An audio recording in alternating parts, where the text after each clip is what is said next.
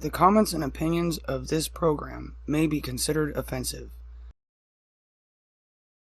Viewer discretion is advised.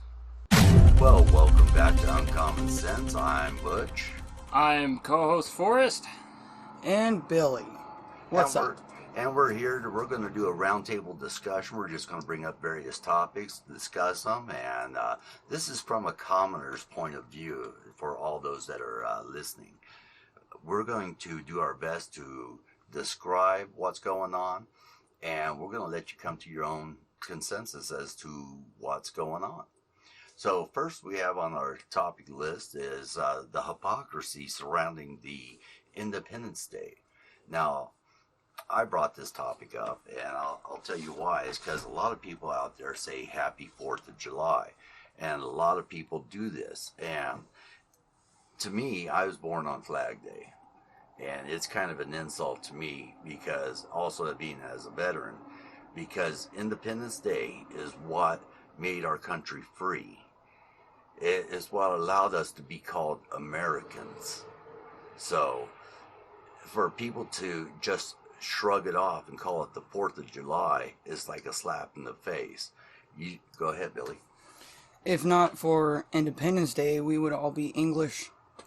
You know, in a little bit of defense for my generation, we did literally grow up hearing it called 4th of July. We heard it at school, we heard it in the movies, we heard it on cartoons, we heard it from our parents even. It's a conspiracy. I think it is a conspiracy. Because Go ahead. If we call it 4th of July, that like most people do, they forget the reason for the holiday. Right. They just think the reason 4th of for July, fireworks, barbecue, that's all they think about. They don't think of the meaning or where it came from. Whereas if we were to call it Independence Day, just like we do with Christmas and Thanksgiving and everything else, you remember the meaning of the holiday. Right. Why we have this holiday. Exactly. Mm-hmm. It's a reverence to our freedom. And that, it's a good point. That stuff does get kind of looked over a lot and missed out a lot. A lot of times people look at it as just another opportunity to party. Yes. It's just a marketing ploy. Yeah. 4th of July, fireworks and 4th of July sound similar. They both start with the F sound and all like that there so they can relate it. And this is a marketing ploy. But also, from the Democrat side, for them to call it the 4th of July all the time, and a lot of Democrats this 4th of July, this Independence Day, have gone out of their way to show their true un-American colors. Mm-hmm.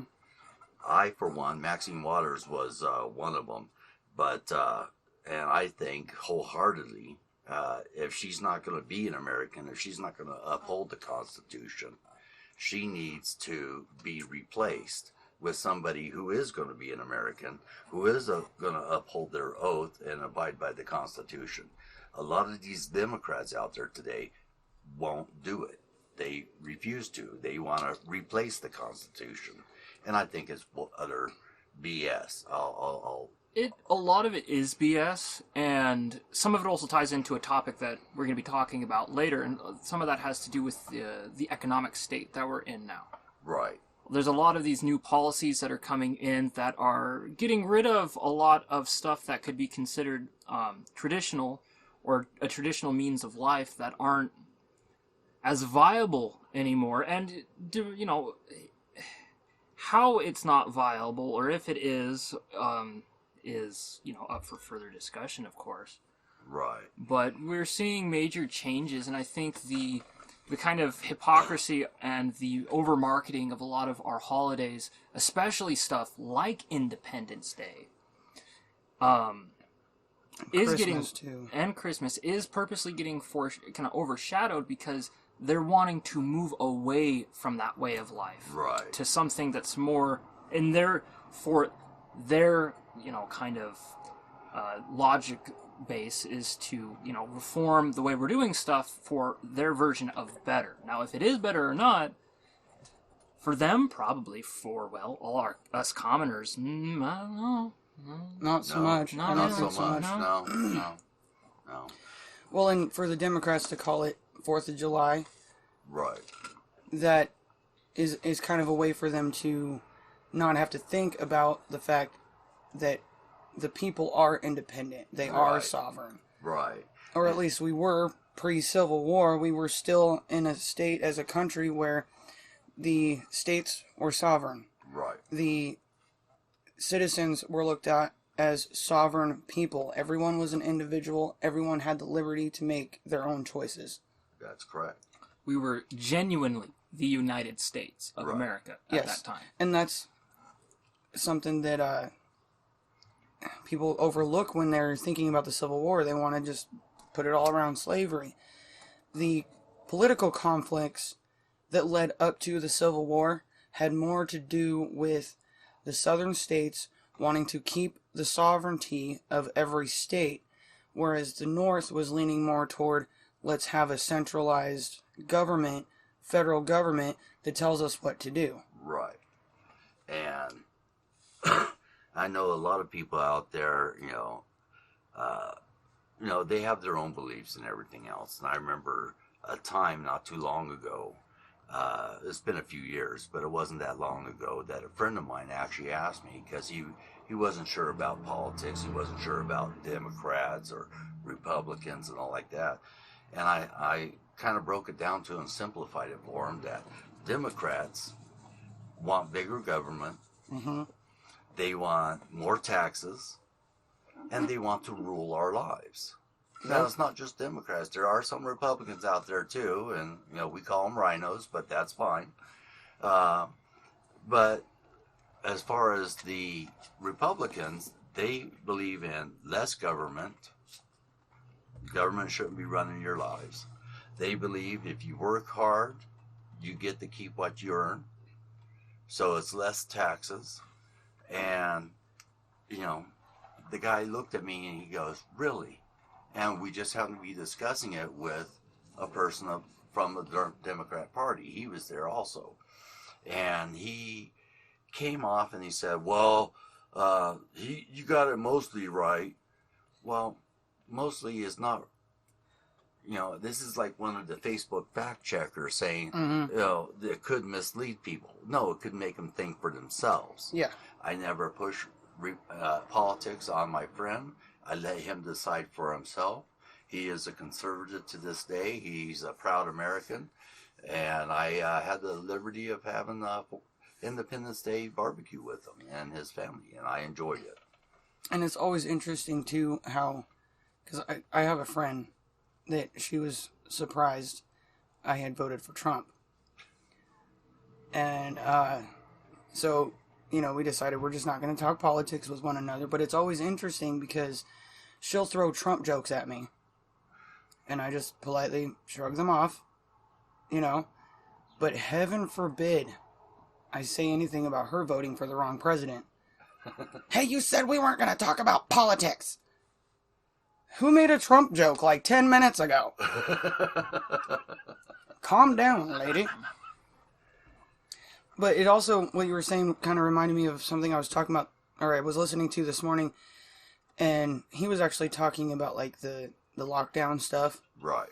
And the fact that the more Republican states are the ones that opened first. Right. And think what you want about Republicans. I don't fully agree with a lot of Republicans on everything.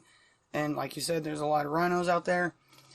But at the same time, the more conservative-leaning states are the ones that opened up first and then made all the Democrat-run states look bad. Yep. Like Oregon. Oh, I agree. Oregon's Governor Kate Brown.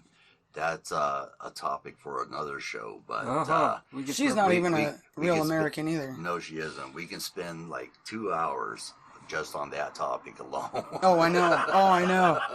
Right? But to button up this topic, I just want to say that the hypocrisy behind the Independence Day. You don't call Christmas the 25th of December. You don't call Halloween the 31st of October. Or Valentine's Day, the 14th of February. Right. So why? I mean, we don't call May 5th Cinco de Mayo, or May 5th, we call it Cinco de Mayo.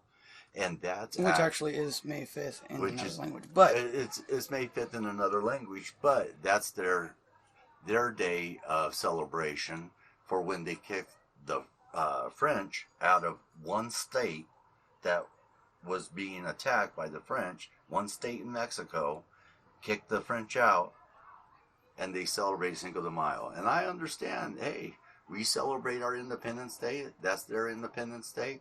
Great. I'm all for it. I believe that it should stay in Mexico. It's a Mexican holiday. It's not a United States holiday. And I don't think we should be celebrating it. Don't get me wrong. No I offense love to my anybody taco that... pizza. Tacos. Speaking of tacos. I don't know, though.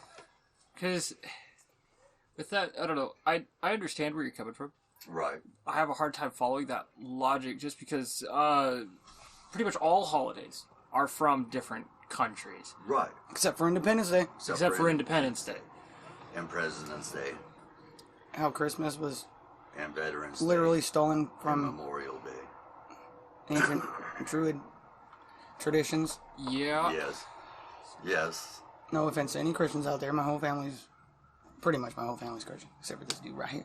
Yarp. Oh. I was going to say, Christmas was Yule, Halloween was Samhain, and the Easter was Beltane.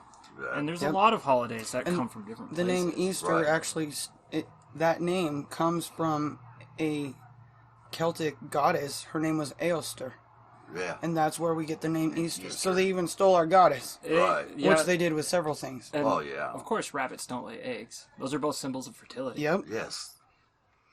Yes, But- it is. Yep. That all ties in together with the hypocrisy that we find a lot of times around holidays. Yes. As well as Independence Days. We find that bastardization seeping into, stuff like Independence Day that is incredibly important for our heritage, for all Americans. Mm-hmm. People that are here recent, people that have been here for 100 plus, 150 plus years.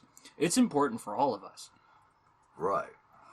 But when they come to Independence Day, the day of America's freedom from the British rule, I don't think we should be calling it the 4th of July. Well, and another one they've tried to tarnish over the years is Thanksgiving. Yes. Because of how it links in with the natives. Right. But if we were to remember what happened on that day, that on that day they came together in unity, Yes. I mean, we would be so much less divided these days if we remember why the holidays happened. Right. Yeah, Thanksgiving is to give thanks to, everybody else that's around you, as Right. well as the bounties that we have. It's about togetherness. Yes. But, of course, they want to completely overshadow Thanksgiving for the sake of Black Friday. Yay, sales! Who Yes, needs to remember marketing. family when you can go buy crap? Oh, Black Friday, the day where pregnant women get run over in Walmart because somebody wanted an Xbox. I laugh, but it's true, and it's very not nice to. And it's not funny, but It's not funny. we have to laugh We or have we'd to all laugh. go insane. Yes, that's right. And just to make somebody laugh here, I'm gonna say, "It's ma'am." It's ma'am! All right. What's our next topic of discussion for today?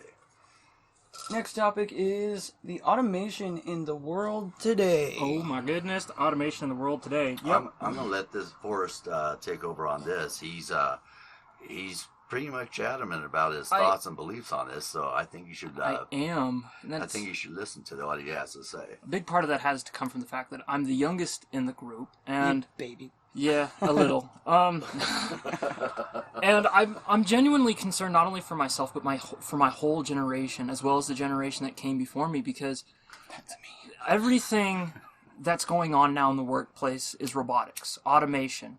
We're seeing more and more automated taxi services. We're seeing more and more automated delivery services, trucking services, crop dusters. They have 3D printed houses that can lay bricks. 2 days worth of a 12-person team can be done in 48 hours With one machine. with one machine. No, it was 40 hours. 40 hours. 40 hours, that's right. 40 hours with one machine. And there is no way humans can compete with that. And we're seeing this everywhere. And also in call centers, I'm pretty sure people have been noticing the constant uptick in Automated. cashiers, automated cash yeah. registers, That's which how they built the pyramids. robot labor. And it leaves a nagging question in my head constantly for anybody that's really going to be alive in 2030, 2035, because that's when they're expecting to see a million jobs actually legitimately get taken forever by automation. I say at least 1 million jobs. With how many different areas where automation is beginning to dominate or has already dominated, like the cashier, how many millions of jobs is it going to end up taking? What are we going to do? What are we going to do? Because, see, I like democracy. I like capitalism.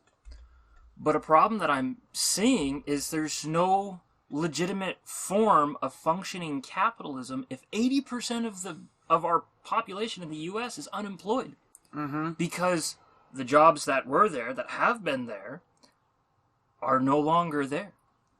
And, and there's, of course, pros and cons to this. Like something that the World Economic Forum that has been, of course, preaching to be a good thing is that we're going to have a lot of free time, which is going to mean that we're going to have the opportunity to pursue more meaningful things. The only problem is that nobody's going to have a job, and if nobody has a job, nobody has money. If nobody has money, nobody's going to be able to buy the products that the robots are going to be producing. So I don't see how we're going to be left with much of any other option except to go to something like UBIs. And I've seriously got my trepidations about it. I see too many pros and cons, and I see kind of a decline in civilization kind of coming in with it because everybody's just going to be left to sit at home. I'm pretty sure after this last quarantine, nobody wants to sit at home for too much longer. Yeah, and I agree with you.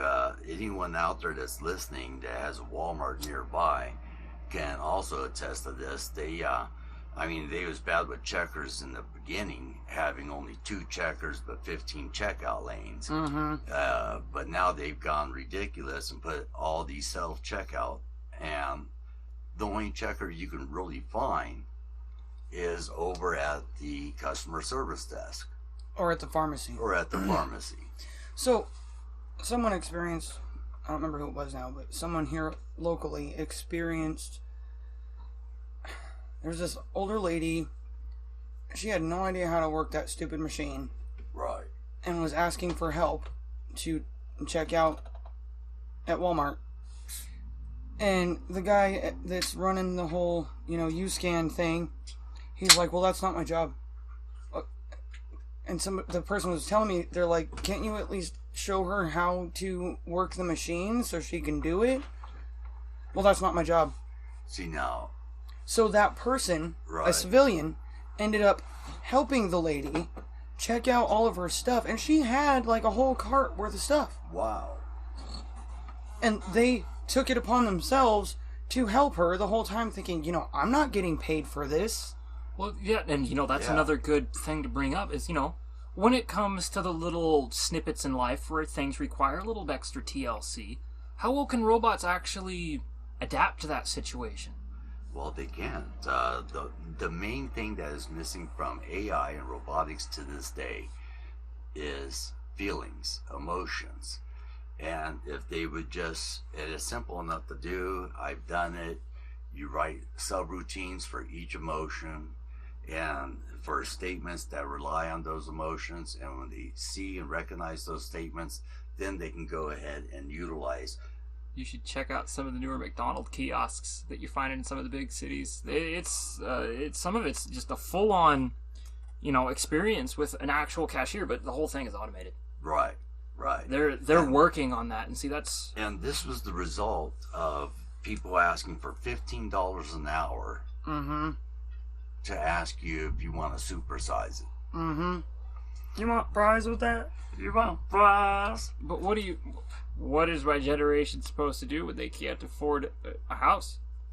They can't afford a family. See, now when I was younger, and this is going to date me quite a bit.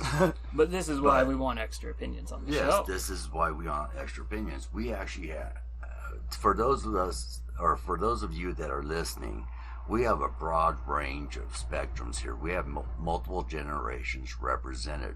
We have the 20s, the 30s, and the 50s. And we're going to be taking a look at viewpoints from each of those. And, even though like Forrest said earlier, he might not agree with something I said. That's fine. It's okay to disagree. That's part of the beauty of being an American. We don't have to agree on everything. Exactly. It takes all sides to make a democracy. And it also makes him an individual. And that's what America is based on, is individuality. We are free to have the pursuit of happiness.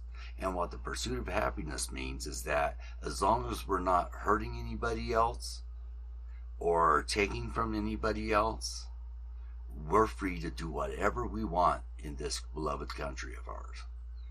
However, those of you that do hurt other people by either stealing from them, robbing them, breaking into their house, assaulting them, however you do, you guys have got it so lax because you were raised on the generation of don't discipline the kid. So they're raised with no boundaries. They think they can do whatever they want, get away with whatever they want, and there's not going to be any repercussions. However, they are responsible for their own actions. And that's where the problem comes with no one has any accountability anymore. Right.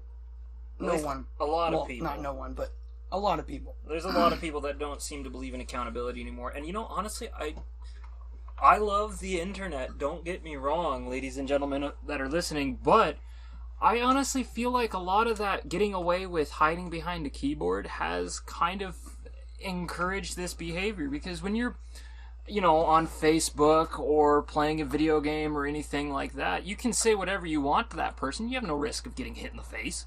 You don't have any risk of them turning around and screaming in your face so loud it makes your ears twitch. See, now, my generation, They didn't have such barriers. we were on the cusp of the electronic age. We had personal computers and such like that. And when I first started with computers, it was back in 1978. However, like you said, we didn't hide behind our computers. They were a tool. Right. If we had something to say to somebody, we went up and told it to them in their face. And if we got a black eye out of it, that's what happened. That's how you learn, boy. That's how you learn.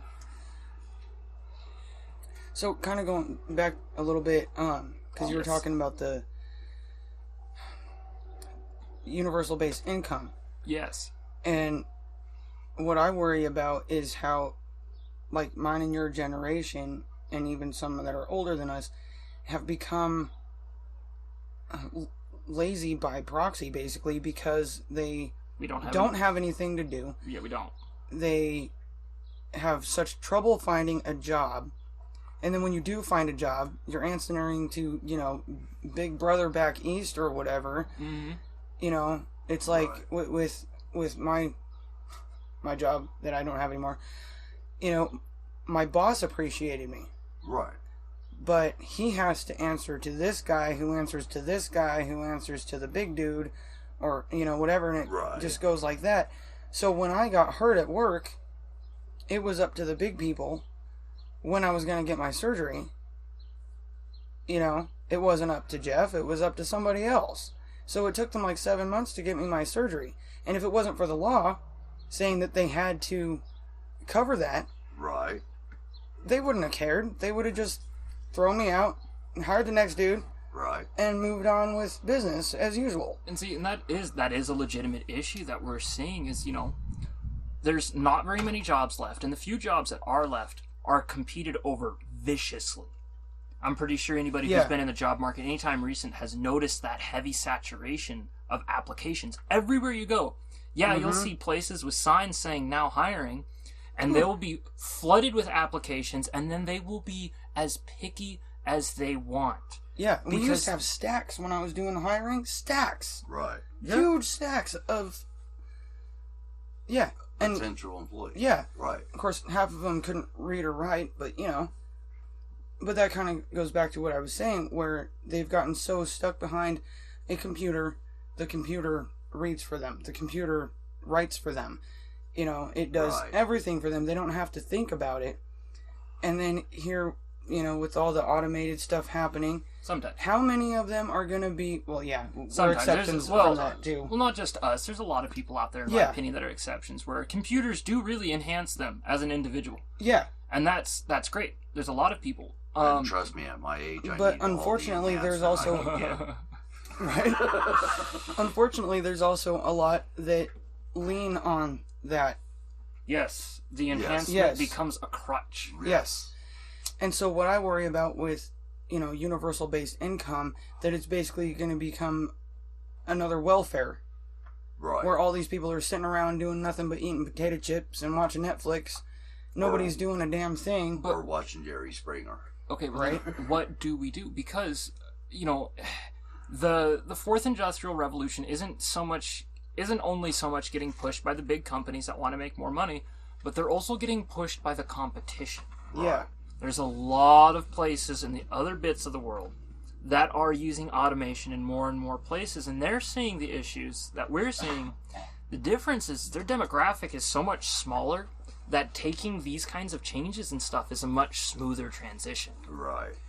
And when other countries are doing that, we are forced to do it whether we want to or not. So now it's a question of figuring out how to stay independent in the process. Yeah, how to stay independent, keep an income, but I really don't think there's much we can do to stop the fourth industrial revolution. No, nothing. No, there's nothing we can do. And, it's also quite debatable, that we probably shouldn't either. Right. Because there is a lot of good that's going to come from it. And also, in the automation, we're seeing smarter and smarter pieces of technology. Like right now, Google has an AI that is so intelligent, they do not let it to public access in fear of corruption. That would be me. Not me. And Not me, no. Something else that they're doing as well is they're working on supercomputers that uses hyperpositioning probability on a quantum level to be able to compute not binary, but with infinite amounts of possibilities. And now if they can do that with an AI, its intelligence is going to surpass ours at an arc that there's no way we can keep up with. As a species, we're going to do good if we manage to stay as pets for this AI. I'm trying to think of that movie where it was a Disney movie. That one lone robot was trying to find a plant. Wally? Wally. Mm-hmm. Wally. And while he was trying to find that plant, everyone on the ship that he came from were all fat, lazy. The Axiom, yeah. Yeah. They were, searching, They using had their remotes, using their cell phones, talking on devices. To the point where they didn't even look at each other.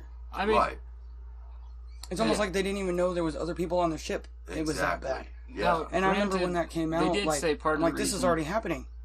They did say part of the reason why they got so huge was because of the low gravity on the ship. But, anyways. The mass consumption of marketing is what made him huge. Yeah. Now, don't get me wrong. I'm all for capitalism. I'm a capitalist. I believe that, if I work hard for something, it's mine. Mm-hmm. Mm-hmm. I think the prices, inflation has gone, out through the roof. To the point that people like myself and other millennials, we're lucky to afford a car, let alone a house. Right. Yeah, there's so many in the newer generations. They're probably never ever going to afford a house. In fact, they're probably going to be renting some welfare style 3D printed cement house. Mm-hmm. More than likely. Cookie cuttered out and plopped down side by side on top of each other until we've got these massive populations crammed into these places again. Mm-hmm. And it's, so what are we going to do when we have 3D printed houses made by robots? And nobody has a job to go to. It's not that we're not allowed to work hard for our stuff anymore. It's probably going to stay very, very much encouraged. But there just isn't going to be anything to do. And plus, you go back to the era of the American dream, A shoe salesman could afford a 3-bedroom house and a 2-car garage. Yes. Yeah. And feed his family. And feed his family. And have enough money to go on vacations. Yep, I was just going to say trips that. And... Yep, and now if you're a shoe salesman, you're probably a roommate in a dingy house. And or apartment. No offense to shoe salesman. No offense to shoe salesman. It's just a analogy. You know, it could be anybody from a burger flipper, shoe salesman, car salesman. Or when I was a manager. Yeah, I could still really, barely afford to pay rent, pay my bills, and feed my kids. And yet, I was a manager. Yeah. 20 years prior, shoot, I would have been living it up, dude. We would have been you would have had going nice to the house. coast, had a 3-bedroom house, 2 bathrooms, Oh, yeah. Couple Had my own- cars. Yeah, Yeah. exactly. A garage, a nice yard, big enough for all my dang dogs. What do we got next on the list? Next on the list is... Oh, God. The way they are pushing kink on children. Oh yeah! Yes. Oh my gosh! This is my favorite subject because I love pedophiles. I love setting them on fire. Oh my gosh! Why on earth would anybody want their child subjected to foreplay? It doesn't matter what the sexual orientation of the foreplay is. Right. No. If It they're doesn't matter. underage, they're underage. It's simple as that. So, recently at a pride parade, there was a woman who purposely exposed her children or child to kink. Dude in his freaking leather doggy outfit getting whipped on the ass by other dude. By his counterpart. Uh-huh. His partner or Yeah. buddy or whatever you want to call it. And she purposely took her kids there so that they could be exposed to things like this. Exactly. now, And what literally would introduced the happen child to. There's to even a a picture. to a single redneck father that took his son to a strip club? What would happen to him? Right? Holy crap, he'd get hung. Mm-hmm. Yeah. He would have his children snatched up. They would be taken away. He would have to go through parenting classes and what have you, jump through all the hoops just to get his kids back. And even though it's not related to drugs and alcohol, he'd get tested for it. Oh, Mhm. yes, definitely. And they want to call this crap progressive when all it's doing is taking us back to the animal state of the way we were when we first started out as humans. Right. And I think that is totally wrong. We should not encourage this. We should not allow this. If let you alone agree, accept remember to like. If you agree, or if you disagree, put a comment in our comment section. We love hearing from you guys. We love your participation. And we do genuinely want to hear from you guys. And the more commenters, the better. It is time that we speak up. We will listen to you, if anything. And that is the whole point of this podcast, is to help people allow themselves to speak out again. People have become so afraid to speak their mind and let their opinions surface The mask because I mandate might offend somebody. has... Everyone's going to get offended, and if they're offended, that is their problem. Right. If They they're- allowed themselves if to get they're offended. It's their problem. If I'm offended, it's my problem. It's the effect of the mask mandate, I'm telling you. The more people have their faces covered, the more they feel they're not allowed to speak. The more they feel they're not allowed to speak, the less they speak. And now, the loud minority is going to overshadow the recently silenced majority. Yes. We can We take are our the masks off majority. now. Do it. Don't wear them anymore. The effect on your psyche is not worth it. You need to be allowed to speak. There's someone I follow on YouTube that's from Portland, and she went to a convenience store a few days ago, and she said the girl behind the counter was still wearing a mask, and she asked her, when is your employer gonna let you guys Go Stop. maskless. Right. stop wearing these masks? The girl actually said to her that she has become so uncomfortable in public showing her face that she feels she has to wear the mask. She prefers the mask. It's become a safety blanket right. or a binky for these people. Like underwear.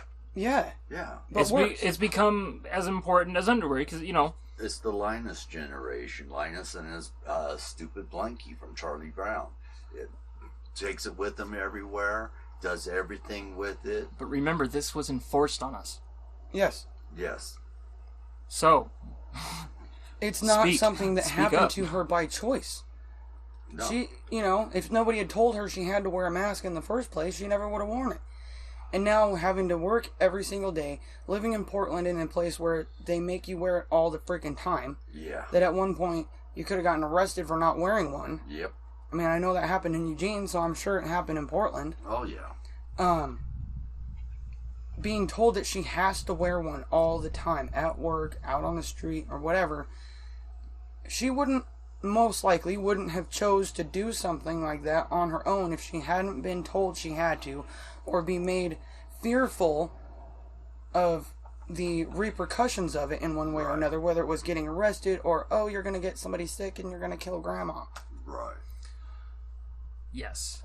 Masks, don't let them silence you. Okay, guys? Just don't let them silence you. Kink on children is bad. Say so. Say it. If you're a mom and you think it's BS, say so. If you're a dad, you think it's BS, say so.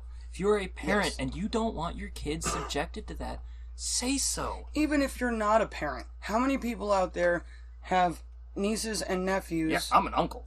And who they would never stand for it, like Forrest. Right. He would never stand for my kids to be subjected to that. Yep. Now, would never And stand the more for it. people that stay quiet about it, the more that loud minority is going to win the game. Right. More of us have to stand up for what we believe in. Exactly. But getting back to the kink, did you know that up in Portland, Oregon, they were trying to pass a law to make pedophilia a sexual orientation? And yeah, and those sickos have been trying to infiltrate the gay community for years. Yes. You remember hearing about, what was it called? Man-Boy Love Association? Yep. yeah, a while back. Yeah. Not only that, what's funny too is that you get into the gay community, and I do say that as being something different from the LGBTQ because Yes. they've grown very different politically. Mm-hmm. Is the gay community? They don't want the pedophilia there. They don't. They But see there's it so as many a that are afraid step to say anything. backwards. I know they're afraid to say anything because there are groups out there that will belittle them, berate them, ostracize them. Yes. You know, their People friend even of group. get death threats over this You know, crap. it's like one person in their group their group of friends finds out, oh, they have this opinion. I don't want to hang out with them. I'm telling all my friends. Boom, they just lost all their friends because they feel like they have a moral obligation to keep children safe. Mm-hmm. Yep. You know, it kind of reminds me, too, of... I was listening to Rob Smith. There's a name drop for you. So, Rob Smith has a podcast, and he's gay, he's black, and he's a veteran. And he was part of the movement to get... What is that called? In the military, where you couldn't say you were gay... No. don't ask, don't tell. Don't ask. He don't was tell. part of that movement Right. to get it kind of, pushed out where it's okay to be homosexual and say that you are, because heaven forbid somebody finds out and then you end up getting kicked out of the military. Exactly. Well. So he was talking about how we're going to call them the alphabet community, they've been taken over by all these super progressive woke activists who are pushing all this radical stuff, and he said it's like they don't realize that they won. So they take every chance, opportunity, whatever that they have to push something else out there. Well, think about their platform. A lot of it's based around I'm a victim. Yes. Yes. So as soon as they win and they're no longer the victim, where's their leverage point? Exactly. Right, Exactly. But he was even talking about the fact that mentality is going to allow the pedos to infiltrate the community. And for people like him and many others who disagree with the kink and pedophilia being pushed on children, if they don't speak out, it will happen. It will. So whether you're gay, straight, whatever, I don't care, non-binary, whatever you might be, and you don't agree with this, bloody freaking say something. Speak up. The problem that we have today is that we're being forced into silence. We're being forced to mumble what we really believe inside. And especially the commoners. Yes, especially the commoners. A lot of people don't realize that, you know, say you're in your workplace and there's one dude that, or person that's walking around preaching all this woke stuff. There are more people that will back you up if you say something than people that will back him up. Yep. He's one guy. Yep. And everybody else is standing around not saying a word about it. And you'd be surprised when you do speak out how many people will have your back. Right. A lot of times people are afraid, especially if you're Caucasian, or really just any... Or Asian, or really just any race other than African American or black or whatever you want to say. You're afraid of getting accused of being racist. I know. There's even blacks that are afraid of getting accused of being racist because their opinions don't align with the narrative that they are a victim to white supremacy. And they get blackballed, they get put down, they get scorned by the media. They get scorned by their communities. Did anybody ever stop and think that maybe people don't want to see themselves as somebody who came from slaves, but they want to see themselves as somebody who is now free? Someone who is a descendant of Booker T. Washington that stepped up to the plate and said, I am here to help my fellow black man achieve and be successful. There are so many out there that have that mentality. Oh, yes. And yet they are afraid of being scorned. Yes, they are. You know? And they shouldn't be. And that's the problem with today. I mean, a lot of people say, well, it's my right to do this, it's my right to do that. Well, you know what? If you read the Constitution, if you read the Declaration of Independence, it doesn't give them a right to anything. It gives them a right to live. That's what they have. They have a right to live. But it doesn't guarantee them free food, free housing, free everything. Nope. Free health care. Free education. Free education. It doesn't guarantee them any of that. It says if you work hard, you can play hard. You can be what you want to be. You can be whatever you want to be. So we need to stop upholding people like LeBron James and Nick Cannon. We need to uphold people like Denzel Washington, Busta Rhymes, who recently spoke out against the masks. In fact, at his concert, he was telling people to take them off. I want to see the smiles on your dang faces. Stop letting them silence you. That's something else. You'd be surprised at how much of your brain is completely designated to recognizing facial features. It's how we communicate. Body language, just as much as verbal language, Right. is how we communicate. And now, there is a major psychological effect on people if they don't get to see the faces of other humans. Even if there's other humans around, if they don't get to see the face, they start to feel distanced, alone. Yep. And you don't get to recognize people as well anymore. You know, you look over, is that my friend? Is that not my friend? And you don't say anything.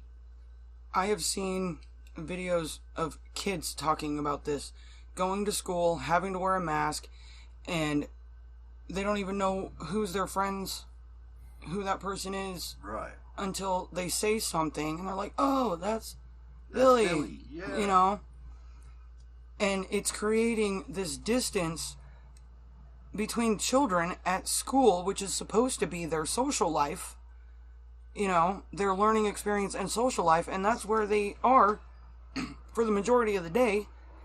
That's where they are majority of their life. Yes. Until they become a working adult. You know, Yep. I had to explain this to a friend of mine the other day. You know, we was talking about schools and everything, and I said, "You ever wonder if it's just conditioning?" And he goes, It is. He goes, "Conditioning? How do It you is mean?" conditioning. And I said, "Well, if you think about it, they go to school around 8:00 in the morning. They get off or out of school about 3:30, 4:00. They have their breaks. They have their lunches. They're getting you ready for the workforce. That's Yeah. what they're getting you Yep. ready for. They're conditioning you to work in a factory. But Well, and that's what kind the- of where school came from. What I the mean, heck are we supposed to do if we're conditioned to work in a factory, but all those factories are filled with gone. robots? Yeah, yeah. yeah. Well, now it's become their way of conditioning them to just stay silent and do what they're told. Well, So when it comes to this whole mask thing, it really does go in right in line with the kink thing we were just talking about. Right. well, not Okay, so kids are feeling that they can't speak out, they can't say what they want to say and voice their opinions. and most kids already have kind of a hard Yeah. time communicating because they haven't had the experience yet Yep. to do so at the same level. Right. Not only that, what's going to happen 20 years from now when all these kids are grown up?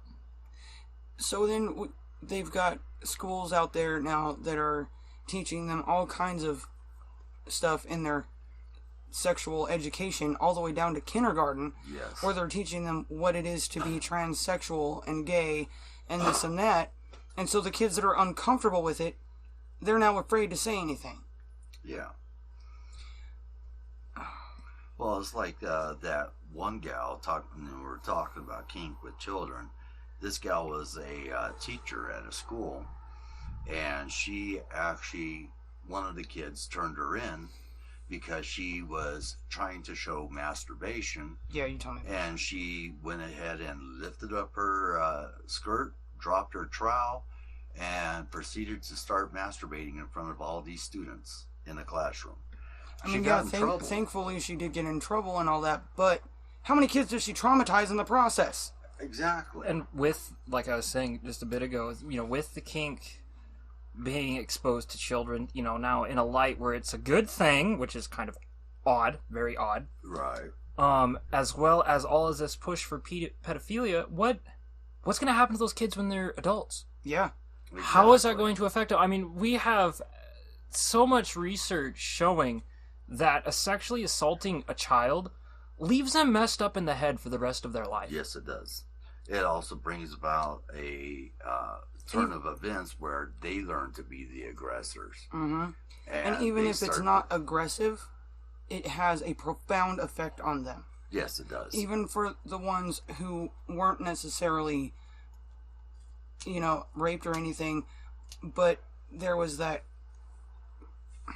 Too close, that exposure that's just Yes, the too exposure close. of being too close and too comfortable with certain things that creates a warped spot in the brain where they think it's okay to be perverse in public. And there has been an enormous rise in pedophilia, and they don't want to talk about that. They don't tell people about it. Not only that, I've never, ever in my life have I honestly met a young boy or a young girl that is interested in something other than cartoons and toys and video games and stuff like that. Right. They're not interested in sex at that time. They don't know No, what they don't it even know is. what it is. Yeah. They haven't even hit puberty yet. They have absolutely no interest and no need for any of it. No, they don't. They have no need. Pretty sure we've wrapped things up for today, but if you like what you heard, remember to comment, subscribe. Like. And hit that notification bell. Please let us know.